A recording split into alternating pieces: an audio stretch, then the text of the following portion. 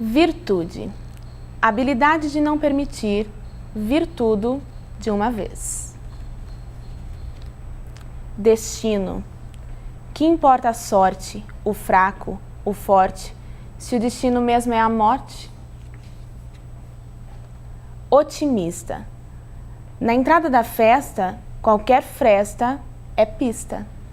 Juarez Poleto começou a publicar em 1981. De 81 a 84, juntamente com um grupo de professores do Colégio Positivo, publicou as antologias Voo de Vagalume. Logo depois, em 86, veio a primeira narrativa, No Limiar da Imaginação, que vendeu de partida 3.000 exemplares. Logo em seguida, Anjo Fatal, Teia e Corpo de Marfim, narrativas escritas em 87, 88 e 89, somaram 35.000 exemplares. Na poesia, Alma nos Dedos, de 1988, Diálogo, de 1991 e Armazém, de 95, foram as primeiras publicações, ainda artesanais, com tiragem limitada e distribuição corpo a corpo, para os amigos. Silhueta inaugura as publicações por editora. Foram 1.000 exemplares em 1998 e Vaidade, de 2002, já teve uma tiragem de 2.000 livros.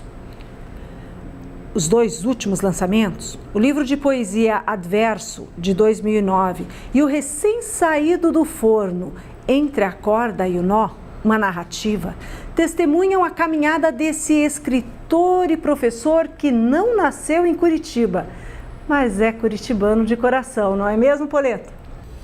Olha, Maurine, eu não posso dizer que não, embora não tenha nascido aqui. São 39 anos vivendo nessa cidade, fiz minha formação universitária aqui, trabalho aqui todo esse período. Curitiba é um dos motivos da minha escrita, um dos focos temáticos do meu trabalho, inclusive nesse último livro, então não posso dizer que eu não seja curitibano, embora eu não tenha o registro oficial de curitibano. Eu tenho registro oficial de curitibana, mas tem coisas aqui na cidade com a qual eu não me acostumo, como esse tempo meio maluco, né? Sobre isso eu já estou bem acostumado, eu até gosto desses 78 dias de sol que nós temos por ano e dos 290 de chuva ou de tempo nublado, né? O triste são as 5 estações, né? A gente consegue no mesmo uma estação dia. a mais num dia só. Faz parte de ser curitibano. Isso é coisa de poeta, né? Gostar do tempo de Curitiba. Mal de cada um. Ao peso do sono e o da insônia. Ao desejo do são e o do insano. Entre o peso e o desejo, flutuo na incerteza de um sono insano, no anseio de um desejo sonho, que não vem, pois não durmo. Diuturna angústia incerta me consome, a condição inumana de homem. Não sei dos outros eus, minha medida alheia não vai além da minha aldeia, e minha própria medida é um caminho só de ida ao mal comum e o de cada um. Desejo, peso medonho, escrevendo exorcizo meu demônio.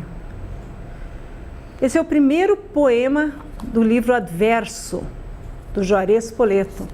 Poleto, como surgiu o Adverso?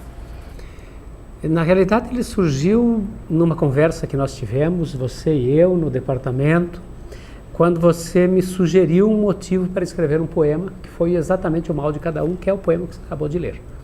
Portanto, foi dedicado a você. E a ideia surgiu exatamente aí porque, com a sugestão que você fez, eu acabei pedindo aos outros companheiros de trabalho que me dessem motes para escrever. E eu acabei escrevendo uma porção de poemas motivados por essa força exterior.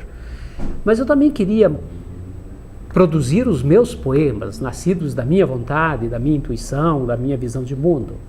E eu acabei fazendo um livro associando essas duas, vamos chamar de técnicas ou formas de produção. A de fora para dentro e a de dentro para fora. E eu gosto de comparar essas duas técnicas com os músicos Bach e Beethoven, porque o Bach produzia exatamente por influência externa, por encomenda, e o Beethoven por intuição. Eu acho que o livro casa esses dois tipos de técnicas de produção.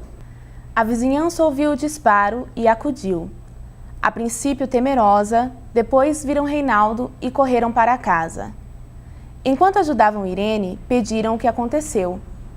O moço apenas contou que viu o homem batendo na mãe e defendeu-a, dando uma cacetada nas costas do cafajeste.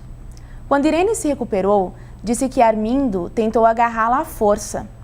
Quanto ao disparo, as coisas se desencontravam. Não sabiam como foi, mas com certeza o homem tentara matar o rapaz antes de apagar, pois a bala alojara-se na parede ao lado da porta. E o filhinho mais novo, Entre a Corda e o Nó? É um romance. Eu não me atrevo a ir além para definir a temática. Tem pitada de romantismo, policial, regional, tem questionamento social. Você poderia falar um pouquinho da temática do Entre a Corda e o Nó? Além disso que você acaba de citar, eu diria que Entre a Corda e o Nó tem uma carga razoável de avaliação psicológica associada com trama social. Eu diria que é um livro que mistura, como quase todos os livros da atualidade, gostam de misturar possibilidades. O policial faz parte do gosto da minha escrita. Eu escrevo temática policial desde o primeiro livro, praticamente. As questões sociais, elas são evidentes dentro do contexto em que a gente está inserido, a angústia, o sofrimento, etc.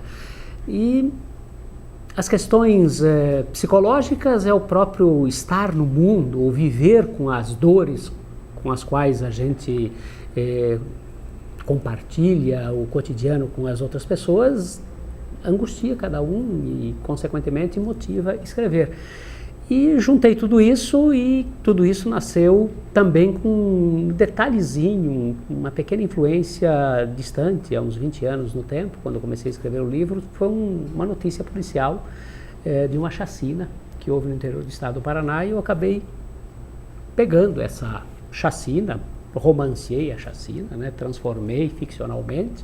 Os personagens não são aqueles, são inventados da minha cabeça, e daí nasceu a temática da Corda e o Nó, que é essa miscelânea, eu diria. Talvez isso agrade o leitor, talvez não, mas eu acredito que a maior parte dos leitores gosta da diversidade, da mistura. Não sei quanto aos outros, mas a minha agradou. Eu gostei muito, e acredito que o leitor também vai gostar muito de Entre a Corda e o Nó.